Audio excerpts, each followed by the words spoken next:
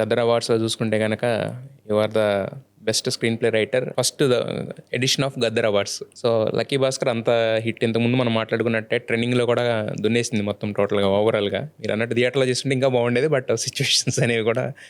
Theatre also see I'm happy. అంటే ఇప్పుడు బేసిక్గా ఇంకా ఆశకు హద్దే ఉంటుంది అంటే అంటే ఆ కంటెంట్కి రావాల్సినంత అనేది ఒకటి ఇది వంశీ గారి విషయంలో ఆయన ఇప్పుడు తెలుగు రాష్ట్రాల్లో వచ్చేసి ఇప్పుడు నైజాం డిడ్ రియలీ వెల్.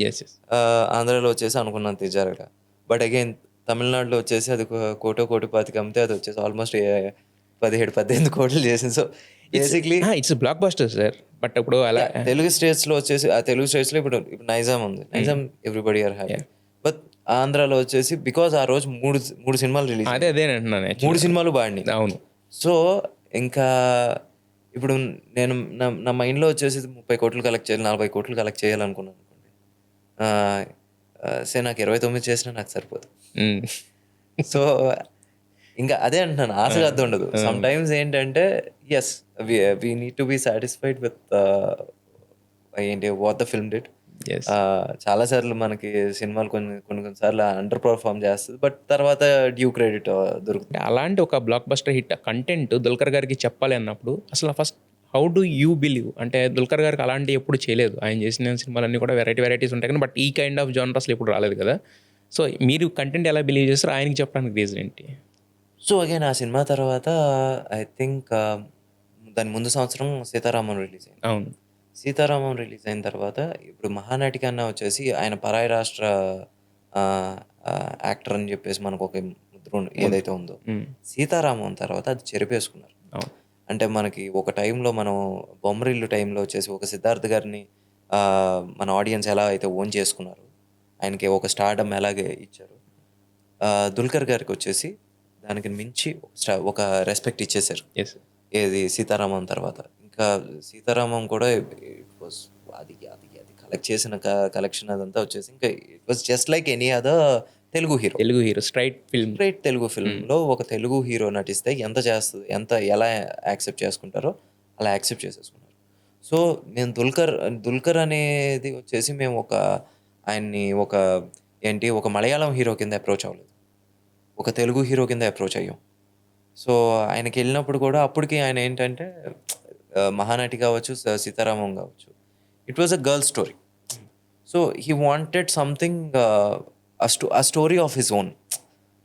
ఒక నా కథ కింద నాకు ఎప్పుడన్నా ఎవరన్నా కథ చెప్తే నేను తెలుగు చేస్తానని అనుకుంటున్న టైంలో ఈ కథ వెళ్ళి సార్ ఇది సార్ కథ అంటే బై ఫస్ట్ హాఫ్ ఆయన వచ్చి కన్విన్స్డ్. ఆయన వచ్చేసి ఓకే ఈ సినిమా బడ్జెట్ ఎంత అనుకుంటున్నారు, ఎలా చేద్దాం అనుకుంటున్నారు, ఎక్కడెక్కడ చేద్దాం అనుకుంటున్నారు, ఇవన్నీ అడుగుతున్నారు ఆయన. అలా ఇంకా సెకండ్ హాఫ్ తర్వాత వచ్చేసి చిన్న ఏంటి డౌట్స్ అడిగారు, అవన్నీ ఏంటి చెప్పడం జరిగింది అంతే.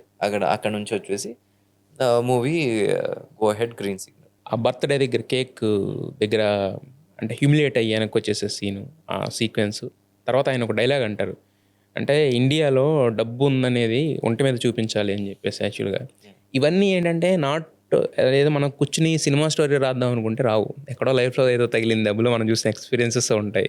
సో అలాంటివి ఉన్నాయా humiliations? And the class difference అనేది ఉంటుంది చూసారా, అది మనం ఎప్పుడు వింటూ ఉంటాం. ఇప్పుడు నేను ఎక్కువగా చూసింది ఏంటంటే మనం రెస్టారెంట్కి వెళ్తాం లేదా హోటల్కి వెళ్తాం, మనం వచ్చేసి ఒక మారుతి కారు ఇచ్చాం, వాడు ఎక్కడో దూరంగా పెడతాడు. అదే ఒక బెంజ్ ఇచ్చాం అనుకోండి, మన కళ్ళకు కనబడేటట్టు. బెంజ్లో కూడా మళ్ళీ ఏంటి అదే ఎస్ క్లాసో లేకపోతే మెబ్యాక్ మన కళ్ళ ముందు అక్కడే ఎదురుకుండా వాకిట్లో పెడతాడు.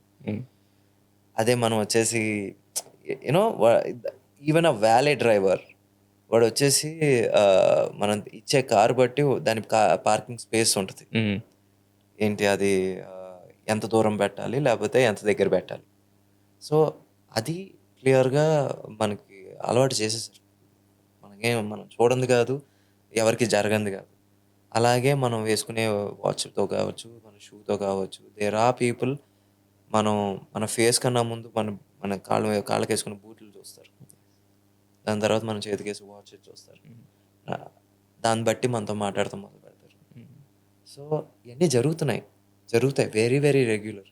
నేను ఎప్పుడైనా అబ్రాడ్కి వెళ్ళింది, ఎక్కడైనా ఒక షాపింగ్ మాల్కి వెళ్తే అక్కడ ఏంటి ఏదైనా లగ్జరీ స్టోర్‌కెళ్తే వాడు మనం ఎంటర్ అయిన దగ్గర నుంచి మనం వేసుకునే బట్టలు బట్టి వాడు జడ్జ్ చేయడం స్టార్ట్ చేస్తాడు.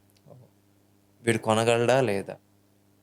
సో, మా ఏంటి మనం బట్టలు వాడికి నచ్చకపోతే వాడు కనీసం మన మొహం కూడా చూడడు. హ్మ్.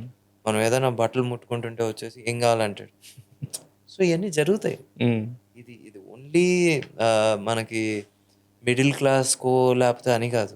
అందరికీ జరుగుతాయి. హ్మ్. మన జేబులో డబ్బులుండి మనం వచ్చేసి సరిగ్గా బట్టలేసుకోకపోతే మనకు జరుగుతాయి. యాహ్! మీరు మీ హ్యూమిలియేషన్ అనేది సినిమా ఇండస్ట్రీలోనే జరిగిందన్నారు. What is that moments?